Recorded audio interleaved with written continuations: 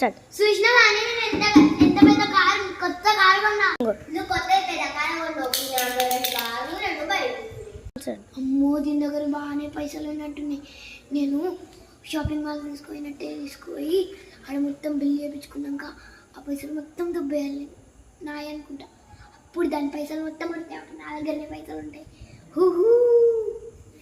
తొందర పోవాలి, మళ్ళీ మిస్ అయిపోతాం. తొందర రావాలి.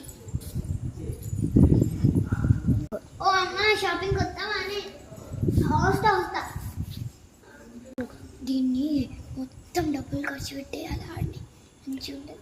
ఏంది మొగ్గుసొగుసలాడతాను. ఏం లేదు అక్క, మీకు ఏమేమి కొనాలో ఇక్కడ లిస్ట్ రాసి పెట్టుకుంటా. సరే మళ్ళా మంచి ఛాన్స్ ఇది. మళ్ళీ ఓపెన్ ఉండను అన్నమాట. సరే అన్న చేసినాం.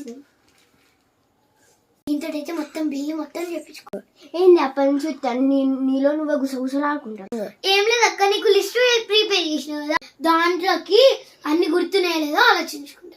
అక్క అది తీసుకుంటా. అది తీసుకో అక్క, ఇది తీసుకో అక్క, ఇది తీసుకో అక్క, ఇది తీసుకో అక్క, మ్యాగీ ప్యాకెట్ ఇది తీసుకో అక్క, ఈ మ్యాగీ ప్యాకెట్ తీసుకో అక్క, ఈ మ్యాగీ ప్యాకెట్ తీసుకోవాలక్క. అక్క ఇక బ్యాగ్ ఇచ్చేయి, నేను పోతా. ఏంది నీకు ఇచ్చేది? నా పైసలు బట్టి కొనుక్కుంటే నిన్నెవడు చెప్పిండు నీకు షాపింగ్ మాల్ తీసుకోవాలి?